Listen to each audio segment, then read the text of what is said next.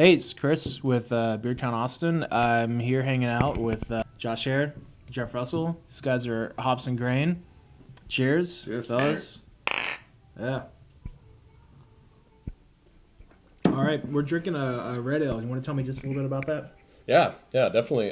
Red ale's a favorite beer of ours. Got a lot of variation here in the U.S. especially. This one is very much forward on the crystal malt. It's got a lot of caramel, a lot of sweetness, and then really hop forward. So it's got a lot of Simcoe at the beginning of the brew, and then a lot of Amarillo dry hopped. So it's got a big grapefruit character. Yeah, definitely.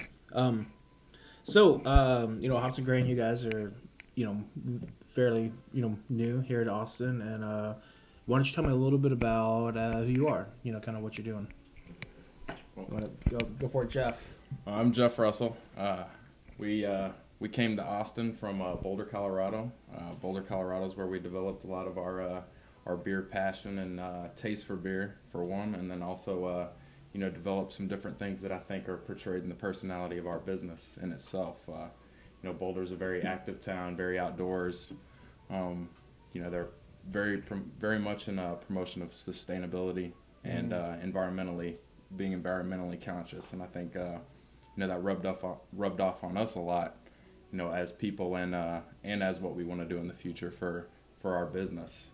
And with Hops and Grain, we're definitely going to be trying to promote a lot of that and bringing out a lot of our personality with the business, in the fact that with the canning that we're doing, promoting sustainability and canning, canning. If you don't like canning, you can just stop the video now. Keep watching for these guys. So. Sorry, I interrupted you. No, we're good. But yeah, along with the canning, it also promotes the outdoor activity in addition to the sustainability.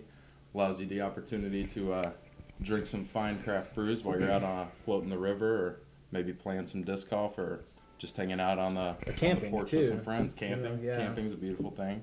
Sneaking into a movie theater, maybe. Whatever the case may be, whatever your that's a joke. But in addition to that, with the sustainability, the dog biscuits, using something that would normally be a waste product, we can turn them into a great healthy product for dogs, and also.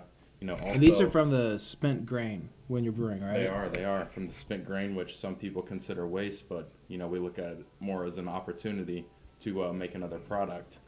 In addition to that, that's also another way for us to leave a light footprint with our business. We can do this and not be wasting, for one, but also we love dogs, we love beer. That's two of our passions, so it's just kind of a natural fit there. Yeah. So you want to? They're not bad. Want to tell me what I'm tasting here? Yeah. So first thing, cheers. Cheers. Yeah. Cheers. Everybody get a good nose. Right off the top, you get a good kind of a barley cinnamon smell there. First thing when you crunch into it, it's got a good body. It's got a good mouthful. I like it. It's got it hangs well in the mouth. There's a good aftertaste, kind of a lingering cinnamon type of an aftertaste. But it's a solid. It's a good treat. And it is intended for dogs, but again, on those camping trips, things like that, there are times that call for alternative means. So those are brew biscuits. Yeah, very good. A little red ale to wash that down. Yeah, definitely. Okay, so let's talk a little bit about. It's really chewy. It's really All right, so let's talk about you guys. Besides the dog biscuits, mainly, where you guys are in it for making beer. So tell me a little bit about your beers. Yeah, we are. Our plan is to kind of launch into the Austin market with 4 beers. 2 of those beers will be available in cans and on draft, and the other 2 will just be available on draft. Our plan.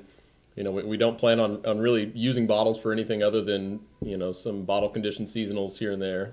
The bulk of our product will be available, though, on draft and in cans. And then eventually, as the years progress and we build as a business, all of our beers will be available in cans. But to start out, we'll have 2 canned beers, an Alt and a Kolsch, which are both German in style, very traditional German beers. To me, they kind of represent somewhat of a not a rebellious attitude, but a little bit of a bucking of the traditional or the way that beer was moving forward in Germany. A lot of people were using lager yeast and moving more towards lagers because, as we all see in America, they're the best sellers. They're very easy drinking, and to me, lacking in flavor. There's not a lot of body to them. There's not a lot of, you can definitely brew a good lager, but most of the big breweries, the big commercial, large production breweries you see now are focusing on that kind of a light adjunct type lager beer.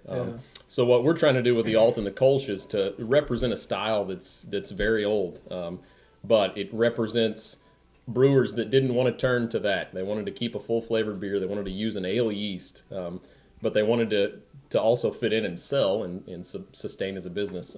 So the Alt and Kolsch are both, the Kolsch is a blonde beer. It's almost white in color, very clear, a lot of clarity, highly flocculent yeast, and a pretty high attenuation as well. Both of these styles of beers use the same type of yeast.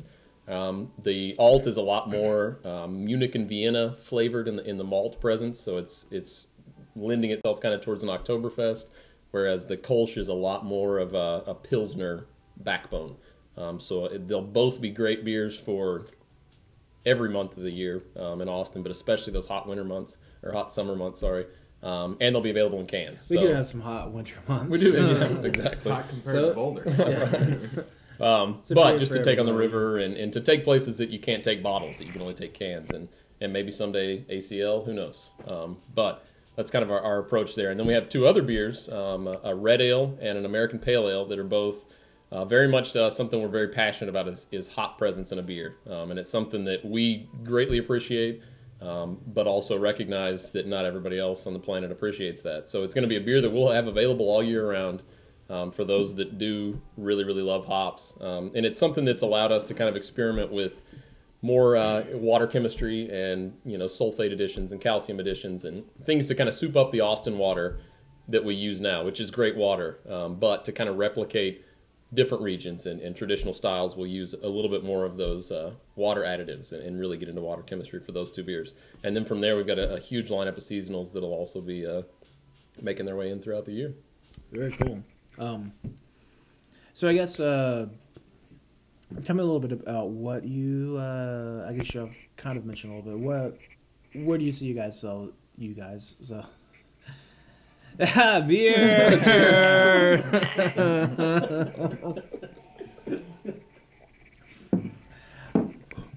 How do you guys see yourselves fitting into the current beer climate here in Austin?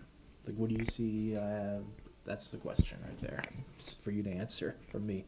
I think we'll bring a little bit of a new page in to Austin, although I think we'll fit into what's going on very well. But us being lovers of a very hop forward presence, bring in a little bit more of that isn't necessarily having a large presence here so far. And in addition to that, bringing in the canning, I think we'd love to see more people get on board with that. The more people that are leaning towards sustainability and outdoor activity and that type of thing, I mean, all the better. Just like any more microbreweries opening in the area with Austin, all the better. The more the merrier. It's just gonna definitely. allow Hey, for more the more the progression. merrier. Yeah, Definitely. All right, number 5, I think.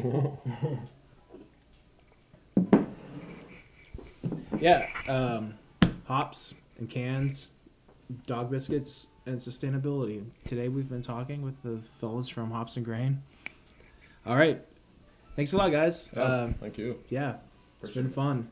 And there you go. Go out and where can people get these? Maybe Right now you can get them at Rogue Equipment, little running store over on East Austin, East 5th and San Marcos. 500 San Marcos is the address. They're on the shelves there right now and spreading as we go. So keep abreast of our website, hopsandgrain.com. We've got all of our retailers listed on there, as well as some light reading if you're ever bored and want to and for investment, hear from somebody that's a if dork someone's out. interested in investing in beer, Right. which is a good thing to do if you have the money. We are definitely still in the stages of fundraising. So we're looking for people that are not only ready to invest in something that will be profitable, but also something that they feel passionate about. And to us, this is our passion. This is our life. This is what we want to do. And so we're looking for people that are on board with that as well. So yeah, check out the website. It's all right there. All right, thanks, guys. Cheers. Yep, cheers. All right, here we go. Yeah.